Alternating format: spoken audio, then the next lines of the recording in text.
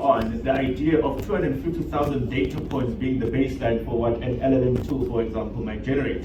And of course, if those 250,000 data points are rubbish, all these tools can simply do is aggregate that particular rubbish, and then it generates the type of outputs that you've seen. We've seen examples of people in court being, called out for citing fictitious cases because they said, well, here's a database, it said the case existed, of course it must have existed. We've seen the example of South Africa's white paper on AI having to be withdrawn because somebody said, well, I fed it into AI, it generated 300 pages, it must have been correct. So you're seeing that inability to distinguish between just their capacity as aggregation instruments versus instruments of artificial intelligence.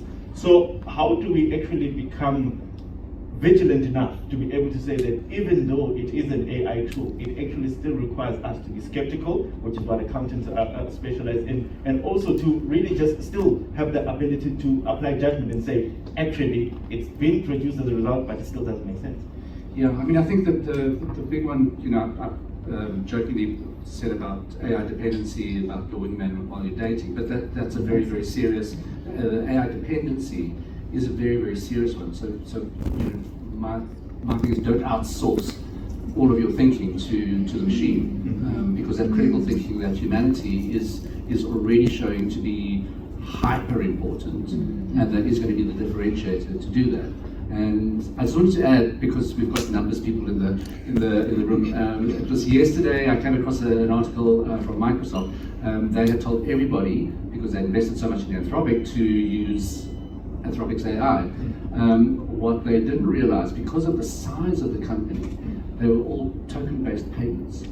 So everybody was using so much there, and now all the costs ran away. So now they're pulled back, and now they're actually saying, don't use the AI. You can use our software, and a few of you can use this, but here's the cap of that there. So those are the kind of unintended consequences. So it's not going to be a free-for-all. It's going to, you're going to have to, these guardrails are slowly coming in. The horse is already bolted, but we are starting to put these in. And I thought that was really interesting that Microsoft even told their workers, please don't use it because you're costing us too much money because it's a token-based system. Yeah, well, if you go and steal Patricia's cell phone and